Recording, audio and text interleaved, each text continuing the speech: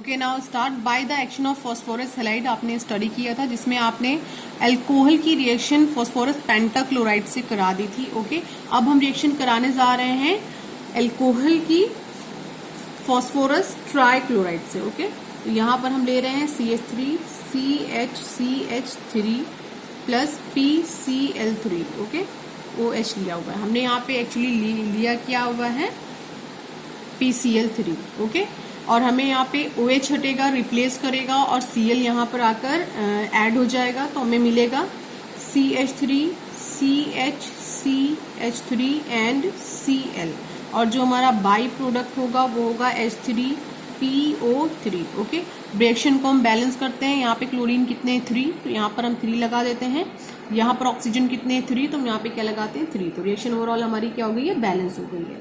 ठीक है तो अगर हम फॉस्फोरस ट्राइक्लोराइड एंड पेंटाक्लोराइड की रिएक्शन करा दें अल्कोहल से तो भी हमें हैलोअल्केन्स मिलते हैं। ओके जो नेक्स्ट पॉइंट है वो ये है कि अगर हम थायोनिल क्लोराइड की रिएक्शन करा दें अल्कोहल से तो भी हमें हैलोअल्केन्स मिलते हैं। ओके तो लिख दे रही हूँ by the action of thionyl chloride. Thionyl chloride okay तो अगर हम थायोनिल क्लोराइड एक्चुअली इसका फॉर्मूला क्या होता है SOCl2।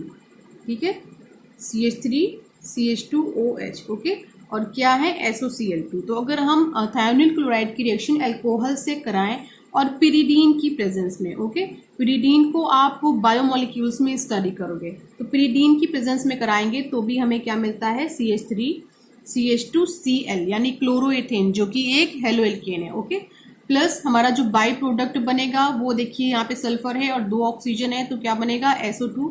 यहाँ पे क्लोरीन कितने थे 2, एक तो हमने ऑलरेडी यहाँ पे यूज कर लिया, एक बचा हुआ है क्लोरीन और यहाँ पर एक हाइड्रोजन बचा हुआ है तो ये बनेगा हमारा HCl। ओके तो अगर हम थायोनिल क्लोराइड की रिएक्शन कराते हैं अल्कोहल से तो भी हमें हैलोअल्केन्स मिलते हैं। ओके नेक्स्ट आते हैं कि अगर हम जो है अल्कोहल की रिएक्शन हैलोजन फैमिली के मेंबर से डायरेक्ट करा दें तो भी हमें हैलोअल्केन्स मिलते हैं। ठीक है मैं लिख दे रही हूं reaction with Br2 and I2। Okay एक तो हमारा ये हो गया एक ये रिएक्शन हो गया। देखिए ये रिएक्शन कैसे लिखी हुई है एनसीईआरटी में ROH रेड फॉस्फोरस की प्रेजेंस में हैलोजन फैमिली का मेंबर चाहे वो Br लें चाहे आप I लें रिएक्ट करेंगे और क्या मिलता है RX। ये RX का एक्चुअली किसको रिप्रेजेंट करता है हैलोअल्केन्स को रिप्रेजेंट करता है। ठीक है तो एक यहाँ पर एग्जाम्पल हम ले लेते हैं। सपोज हमारे पास क्या है CH3OH है देन ये क्या है रेड फॉस्फोरस हमने ले रखा है। ओके और X2 की जगह पे सपोज करते हैं हमने Br2 ले रखा है तो यहाँ पे क्या मिलेगा हमें CH3Br। ओके तो जितनी ये रिएक्शन एक्चुअली इजी दिख रही है ये उतनी इजी होती नहीं है। ये रिएक्शन ओवरऑल 2 स्टेप्स में होती है। फर्स्ट स्टेप में होता क्या है जो हमने यहाँ पे रेड फॉस्फोरस लिया हुआ है ये Br से रिएक्ट करता है यानी ब्रोमीन से रिएक्ट करता है और हमें एक इंटरमीडिएट कंपाउंड देता है। ओके चलिए करा लेते हैं। ये हमारा क्या है फॉस्फोरस और इसने क्या किया है ब्रोमीन से रिएक्ट किया है, ये दोनों आपस में रिएक्ट करेंगे देन हमें क्या मिल जाएगा एक इंटरमीडिएट कंपाउंड। इसको हम बैलेंस कर देते हैं। इधर कितने फॉस्फोरस है 4, इधर हम 4 कर देते हैं देन यहाँ पे क्या लगा देते हैं 6। हमारी रिएक्शन क्या होगी बैलेंस होगी। अब सेकेंड स्टेप में होता क्या है कि ये जो हमें इंटरमीडिएट कंपाउंड मिला है ये इंटरमीडिएट कंपाउंड बहुत ज्यादा अनस्टेबल है। ठीक है ये फॉरन किसे रिएक्ट करेगा अल्कोहल से जो हमने अल्कोहल उस टाइम वहाँ पे प्रोवाइड करी। तो हम सपोज करते हैं कि यहाँ पे जो हमने अल्कोहल प्रोवाइड करी है वो है एथाइल अल्कोहल। ठीक है हमने ये अल्कोहल ले रखी है और रिएक्शन करा रहे हैं किससे जो हमारा इंटरमीडिएट कंपाउंड है PBr3। ओके और हमें देखिए क्या मिल जाएगा यहाँ पे CH3CH2Br प्लस H3PO3। ओके अब इसे हम बैलेंस कर देते हैं 3 और 3। देखिए रिएक्शन हमारी बैलेंस हो गई। तो कहने का सेंस है कि जितनी इजी ये दिख रही है उतनी इजी है नहीं।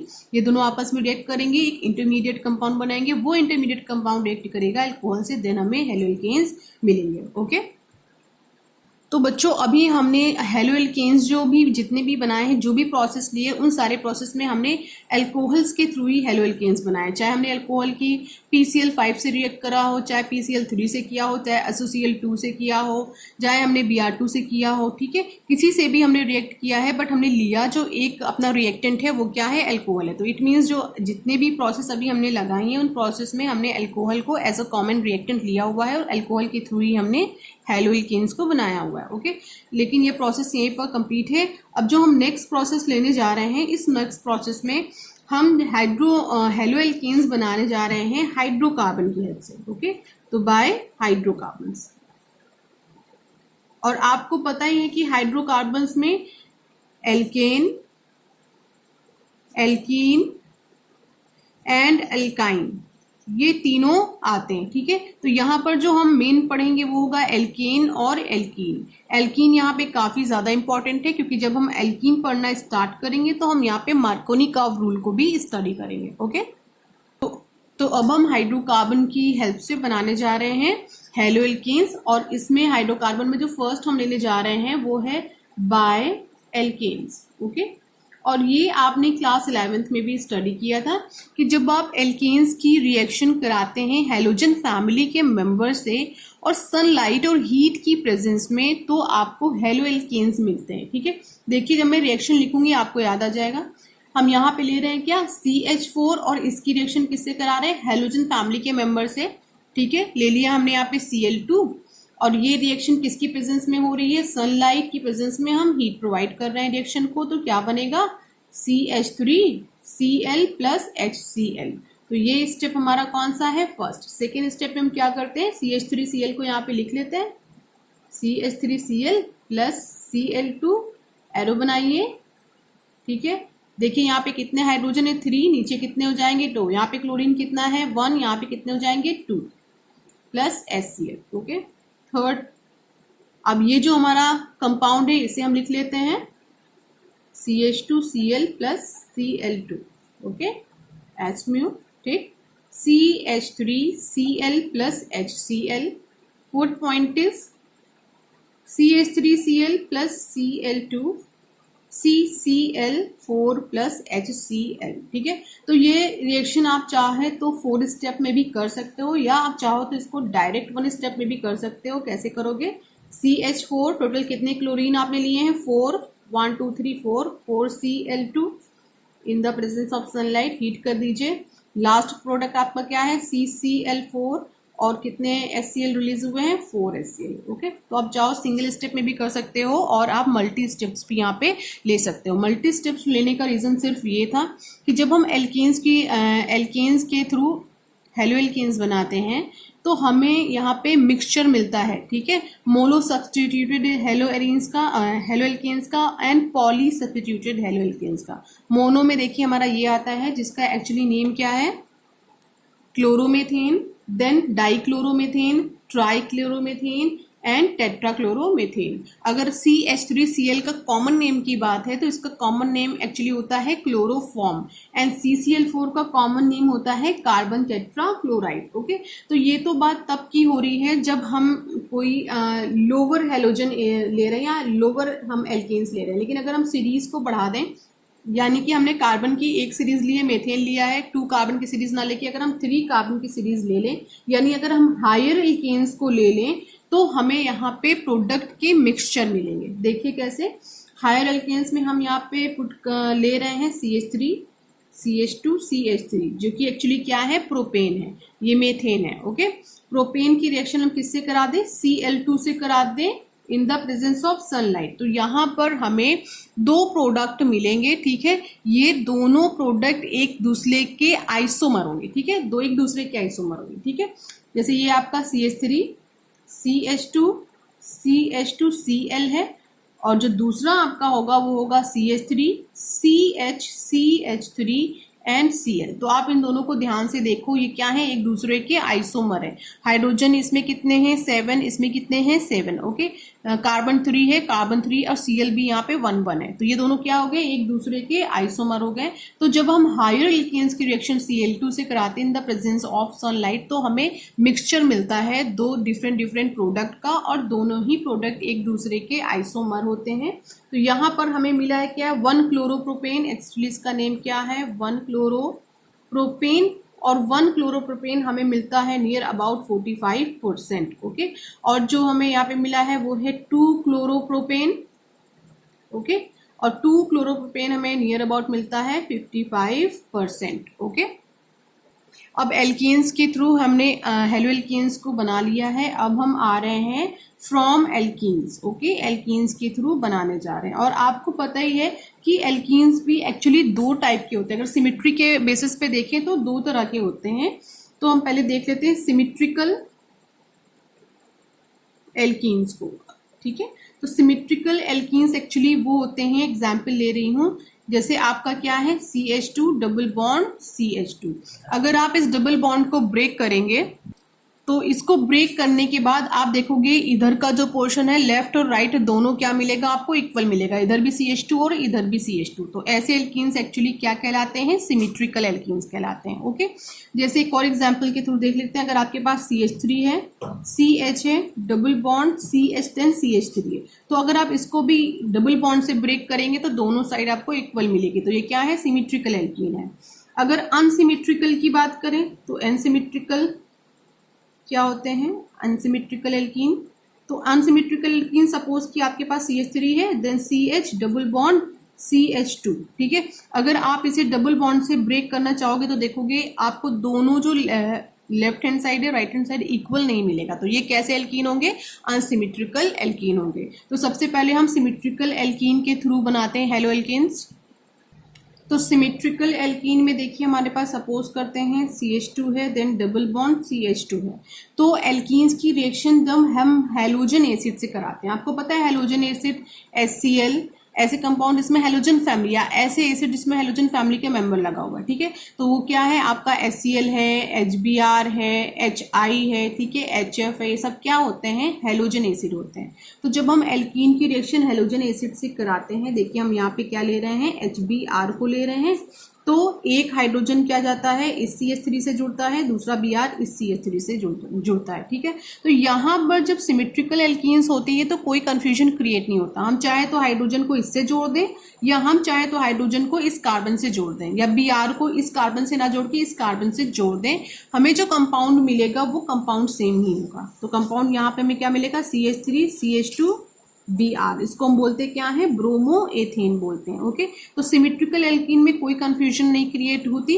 ये जो हमारा देख रहे हो HBr, इसका एक पॉजिटिव पार्ट है H पॉजिटिव और नेगेटिव होता है Br नेगेटिव। तो पॉजिटिव नेगेटिव को दोनों कार्बन जो डबल बॉन्ड से अटैच है इन दोनों कार्बन में कहीं पर भी आप लगाओगे आपको सेम ही कंपाउंड मिलेगा, यहाँ पे कोई कंफ्यूजन नहीं है। बट सिमेट्रिकल एल्कीन्स में हमें ये देखना पड़ता है, ठीक है, ये देखना पड़ता है कि जो डबल बॉन्ड के थ्रू जुड़े हुए हमारे कार्बन एटम हैं, इन कार्बन एटम में हमें H यानी अपने रिएजेंट के पॉजिटिव पार्ट को कहाँ जोड़ना होता है और नेगेटिव पार्ट को किस कार्बन एटम से जोड़ना होता है। ठीक है, किसको कहाँ पे हमें लगाना होता है, किस कार्बन से अटैच करना होता है, ये हमें यहाँ पे देखना होता है। तो ये काम करने के लिए जो हमारे पास एक रूल होता है उसको मार्कोनी-कर्व रूल बोलते हैं। ओके, तो फर्स्ट तो हम सबसे पहले समझते हैं मार्कोनी-कर्व रूल्स एक्चुअली क्या होता है। तो during the addition of unsymmetrical reagent of the type of HX मतलब HCl, HBr, HI में से कोई भी, टू एन सिमेट्रिकल एल्कीन्स, अगर हम अनसिमेट्रिकल रिएजेंट को अनसिमेट्रिकल एल्कीन में जोड़ते हैं तो जो नेगेटिव पार्ट होता है हमारे रिएजेंट का वो उस कार्बन से जाकर के अटैच होता है जिसमें हाइड्रोजन एटम कम लगे हुए होते हैं, और जो पॉजिटिव पार्ट होता है हमारे रिएजेंट का वो वहां जाकर अटैच होता है जहां पर हाइड्रोजन एटम ज्यादा प्रेजेंट होते हैं। ओके, आपको इसे एग्जाम्पल के थ्रू समझेंगे तो ये आपको ज्यादा समझ में आएगा। हम एक अनसिमेट्रिकल एल्कीन लेते हैं, सपोज हमारे पास क्या है CH3 CH double bond CH2, ये एक अनसिमेट्रिकल एल्कीन है जिसका नेम एक्चुअली होता है क्या है, प्रोपीन। ओके, और इसमें हम एक अनसिमेट्रिकल रिएजेंट लेते हैं जो किस टाइप का होगा, HX। तो यहाँ पे जो हम ले रहे हैं वो एक्चुअली है क्या, HBr।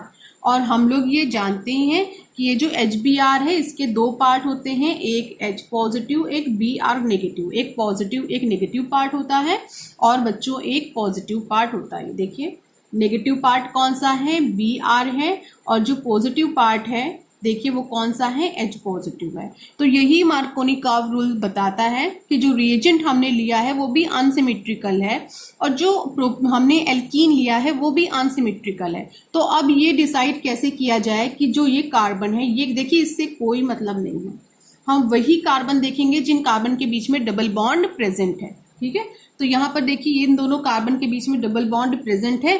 अब ये हमें डिसाइड करना होगा कि जो हमारा पॉजिटिव पार्ट है वो किस कार्बन एटम के साथ अटैच होगा। ये बताया किसने, मार्कोनी कर्व ने। अब पढ़ते हैं इस रूल को। The negative part of the reagent goes to that carbon atom, उस कार्बन एटम के पास, ऑफ द डबल बॉन्ड, जो डबल बॉन्ड से जुड़ा हुआ है, which carries smaller number of hydrogen atom, जिसके पास कम नंबर ऑफ हाइड्रोजन एटम होंगे। यानी कि आप दोनों को कंपेयर करिए, इस वाले कार्बन को इस वाले कार्बन को, जिसके पास नंबर ऑफ हाइड्रोजन एटम कम होंगे उसी से नेगेटिव वाला पार्ट जाकर के जुड़ेगा। तो देखिए ये बीच वाला जो ये वाला हमारा हाइड्रोजन है, यहाँ पर एक कार्बन है, इसके पास एक ही हाइड्रोजन है, इसके पास दो है, तो नेगेटिव वाला पार्ट कहाँ मूव कर जाएगा, इस वाले कार्बन के पास, यानी इससे जाकर ऐड होगा। और जो पॉजिटिव वाला है वो मूव कर जाएगा उस कार्बन के पास जिसके पास नंबर ऑफ हाइड्रोजन ज्यादा होंगे। तो जो हमारा फाइनल कंपाउंड बनेगा वो क्या बनेगा, CH3 CH CH3 and Br। Okay, इसका नेम होगा 2 ब्रोमो प्रोपेन।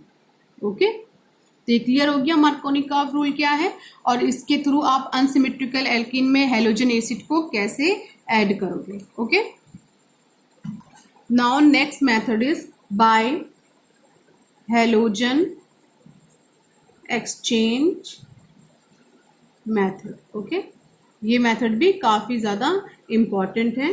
तो इसमें जो फर्स्ट मेथड हम यूज करते हैं उसको एक नेम से हम जानते हैं, बोलते हैं फिंकल, लिख दे रही हूँ, फिंकल स्टीन।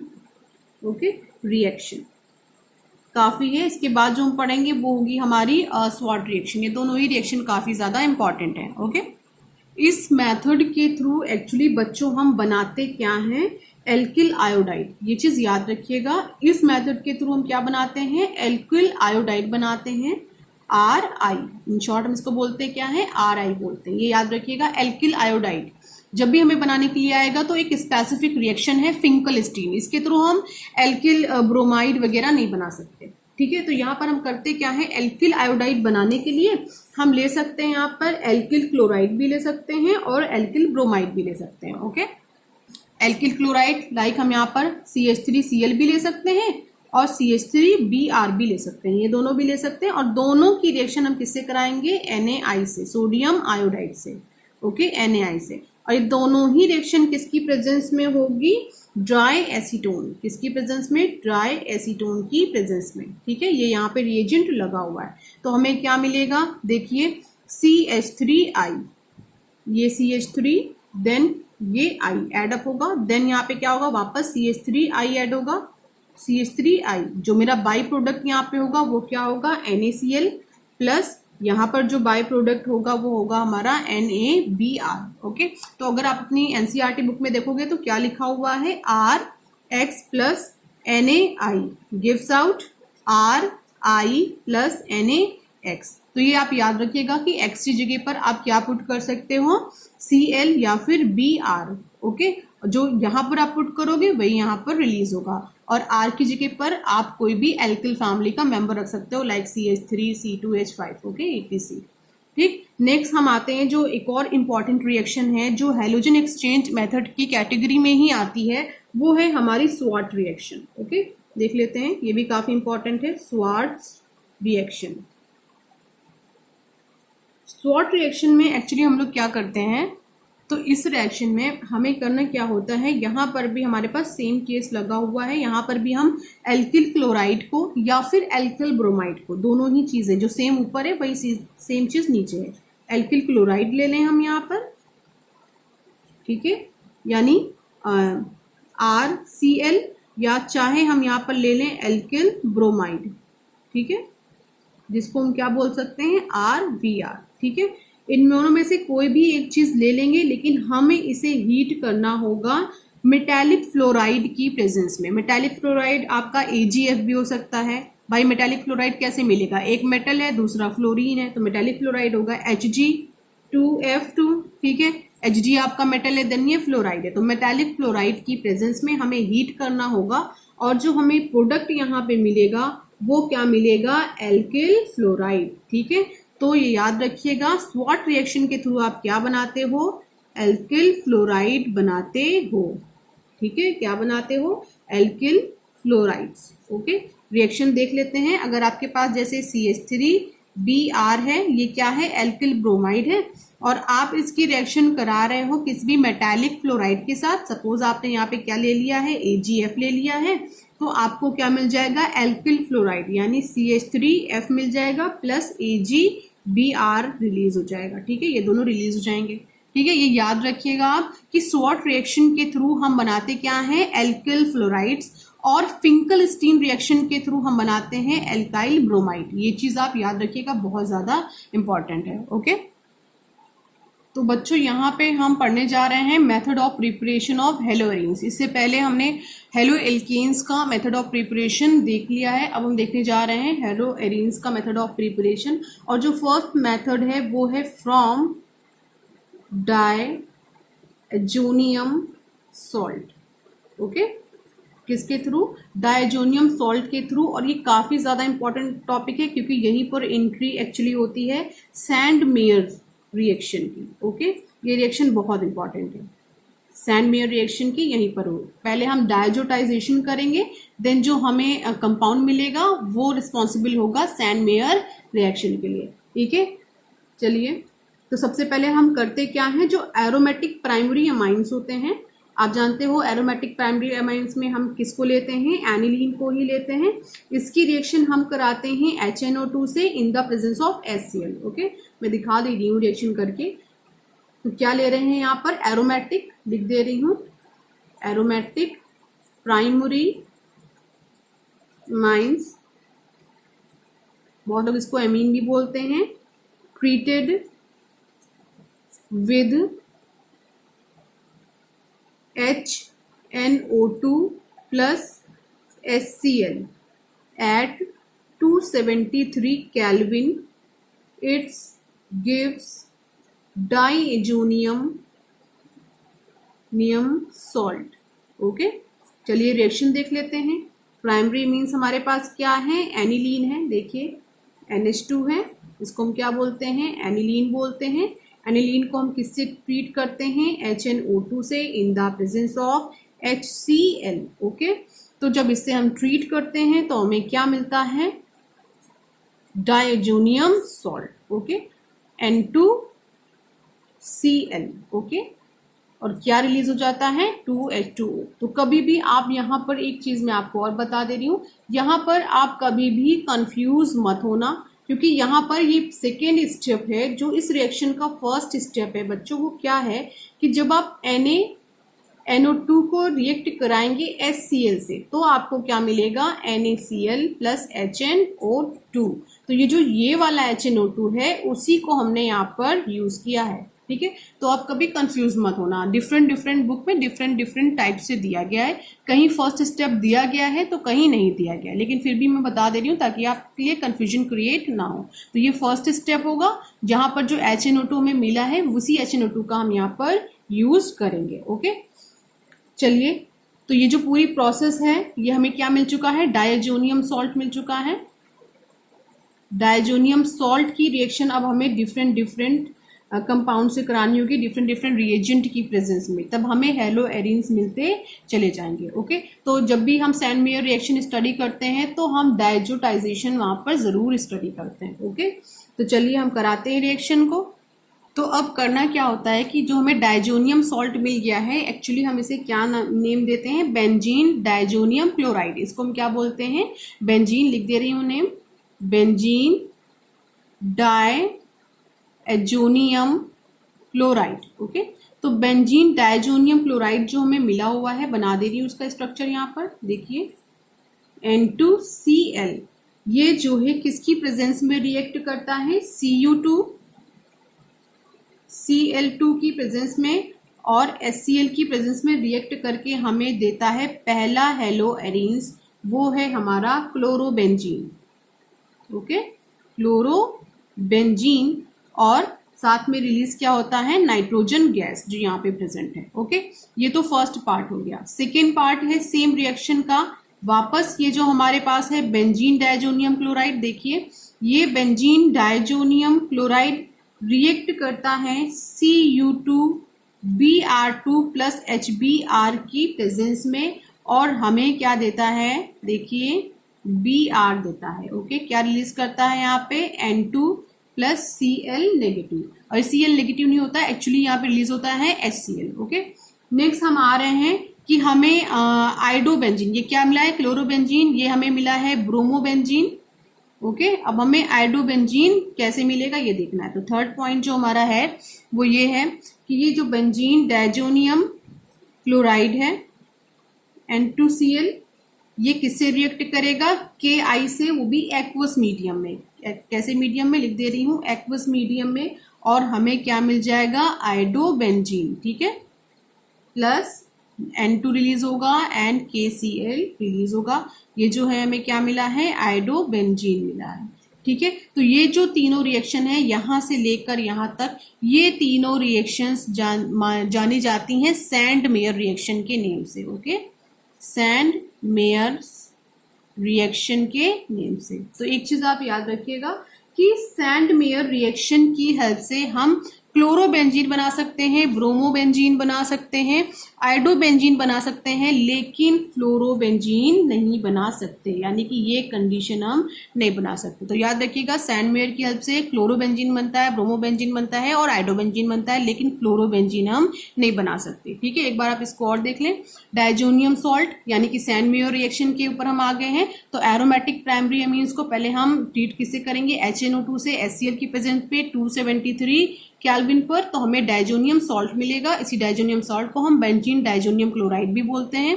किसी किसी बुक में आप देखोगे कि इसमें फर्स्ट स्टेप एक और दिया गया है कि हम इसे किससे ट्रीट करेंगे, सोडियम नाइट्रोस एसिड से या नाइट्रिक एसिड से, या नाइट्रोस एसिड बोल दो डायरेक्ट, वो ज्यादा सही है। ठीक है, HCl के प्रेजेंस में तो हमें क्या मिलेगा, HNO2, इसी का यहाँ पर हम यूज करेंगे। ओके, नेक्स्ट हम आते हैं कि जो हमें बेंजीन डायजोनियम क्लोराइड मिल गया है, अगर हम इसकी रिएक्शन करा दें Cu2Cl2 प्लस HCl की प्रेजेंस में तो हमें क्लोरोबेंजीन मिलेगा।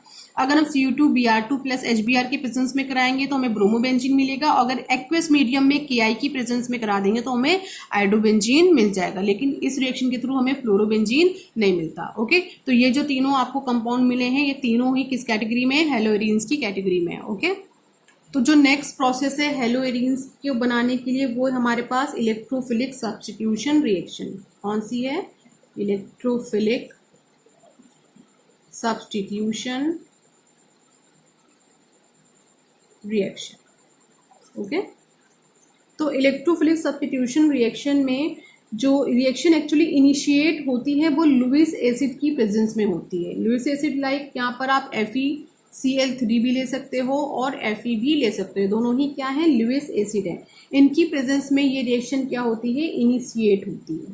ठीक है, अब ये जो लुईस एसिड होते हैं ये हेलोजन करियर की तरह यहाँ पर बिहेव करते हैं, और ये क्या करते हैं, हेलोजन मॉलिक्यूल पर अटैक करते हैं और होल हेलोनियम आयन जनरेट करते हैं। ओके, ये जो हेलोनियम आयन होता है यही रिस्पॉन्सिबल होता है पूरी ओवरऑल रिएक्शन के लिए। ठीक है, देखिए रिएक्शन में क्या है, जैसे कि आपने FeCl3 लिया है, FeCl3 क्लोरीन पे अटैक करेगा क्योंकि लुईस एसिड है, क्लोरीन पे अटैक करेगा। जब ये क्लोरीन पे अटैक करेगा तो क्या बनाएगा, Cl पॉजिटिव, और Cl पॉजिटिव भी हमारा क्या है, हेलोनियम आयन है। ओके, और क्या रिलीज कर देगा, FeCl4 नेगेटिव। तो यहां से हमारी रिएक्शन एक्चुअली क्या होती है, इनिशिएट होती है। इसीलिए हम बोलते हैं कि लुईस एसिड की प्रेजेंस में ही electrophilic substitution reaction actually initiate होती है। ठीक है, तो यहाँ पर हम क्या कराएंगे, रिएक्शन कराएंगे टोलुइन की। आप चाहो तो बेंजीन की भी करा सकते हो, सेम रिएक्शन होगी, कोई इफेक्ट नहीं होगा। ठीक है, तो ये क्या है हमारे पास, टोलुइन है, और टोलुइन की रिएक्शन हम करा रहे हैं क्लोरीन से in the presence of Lewis acid, चाहे हम Fe ले लें यहाँ पर या हम FeCl3 भी ले सकते हैं। तो एक्चुअली हमें यहाँ पर दो कंपाउंड का मिक्सचर मिलेगा, एक ऑर्थो डायरेक्टिंग होगा, दूसरा पैरा डायरेक्टिंग होगा। दोनों का मिक्सचर बना दे रही हूँ, CH3Cl। तो ये एक्चुअली है क्या, ऑर्थो क्लोरोटोलुइन। ओके, और जो दूसरा हमें मिलेगा वो है, देखिए, CH3 देन Cl। ओके, ये एक्चुअली है क्या, पैरा क्लोरोटोलुइन। ओके, तो इन दोनों में अगर कंपेयर किया जाए तो जो हमारा पैरा क्लोरोटोलुइन है ये हमारा मेजर प्रोडक्ट है। ओके, यानी कि क्वांटिटी जो हमारी पैरा क्लोरोटोलुइन की है वो ज्यादा है, ऑर्थो क्लोरोटोलुइन की क्वांटिटी कम है। ओके, तो अब ये क्वेश्चन अराइज होता है कि जो यहाँ पर ऑर्थो और पैरा डायरेक्टिंग कंपाउंड ही हमें क्यों मिले, हमें मेटा डायरेक्टिंग कंपाउंड क्यों नहीं मिले।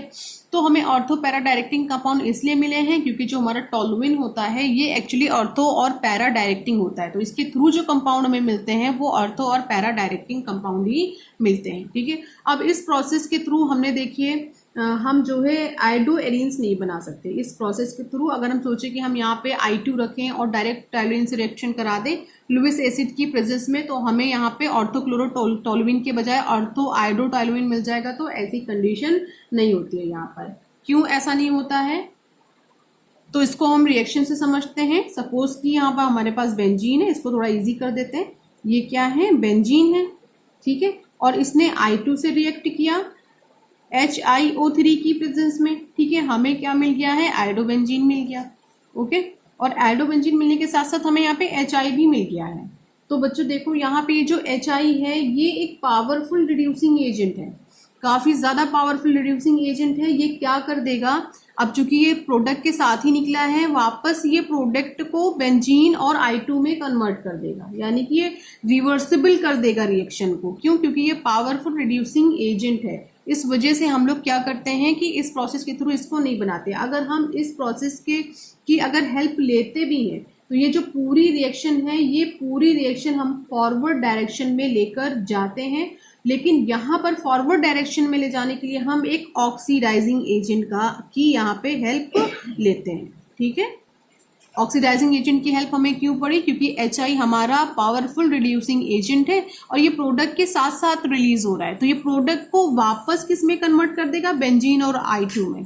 ठीक है, ऐसी सिचुएशन ना क्रिएट हो, यहाँ पे हम किसकी हेल्प लेते हैं, एक पावरफुल ऑक्सीडाइजिंग एजेंट की। और जो एजेंट को हमने यहाँ पे लिया है वो क्या है, HiO3, ताकि हमारी जो रिएक्शन है वो बैकवर्ड डायरेक्शन में ना आए, आगे फॉरवर्ड डायरेक्शन में चलती रहे। ठीक है, तो ये ओवरऑल रिएक्शन एक्चुअली हमारी क्या होती है, रिवर्सिबल रिएक्शन होती है। ओके, तो अब ये देखना है कि ये जो रिएक्शन है, ये जो HI है, ये HiO3 यानी कि ये रिड्यूसिंग एजेंट है, ये एक्चुअली ऑक्सीडाइजिंग एजेंट है। ये दोनों आपस में ऐसी कौन सी रिएक्शन करते हैं कि जो हमारी ये रिएक्शन है वो फॉरवर्ड डायरेक्शन में चलती है। ठीक है, देखिए ये हमारा क्या है, HI है, और दूसरा हमने एक ऑक्सीडाइजिंग एजेंट लगा दिया है HiO3। जब ये दोनों आपस में रिएक्ट करेंगे तो हमें वापस क्या मिल जाएगा, I2 मिल जाएगा, और क्या रिलीज हो जाएगा, H2O रिलीज हो जाएगा। इसको बैलेंस कर दे रहे हैं, 5, 3 and 3। तो ये रिएक्शन एक्चुअली हमारी क्या हो गई है, बैलेंस हो गई। तो इसको देख करके आपको समझ में आ गया होगा कि ये जो HI यहाँ पे बना है, इस HI को इतना टाइम ही नहीं दिया गया कि ये क्या करे, रिडक्शन की प्रोसेस को करे, बेंजीन और इस आयोडोबेंजीन को बेंजीन और आयोडीन में कन्वर्ट करे। इससे पहले कि ये काम करे, हमने यहाँ पे क्या लगा दिया है, एक ऑक्सीडाइजिंग एजेंट लगा दिया है। ये एजेंट इस HI को तुरंत वापस किस में कन्वर्ट कर देगा, I2 में। और ये जो I2 हमें मिला है, ये I2 हमारा रिएक्शन में एज अ रिएक्टेंट यूज हो जाएगा। ठीक है, अब ये एज अ रिएक्टेंट यूज हो जाएगा तो रिएक्शन हमारी कंटिन्यूअसली फॉरवर्ड डायरेक्शन में चलती रहेगी, रिवर्स ये रिएक्शन नहीं होगी। Okay, thank you class.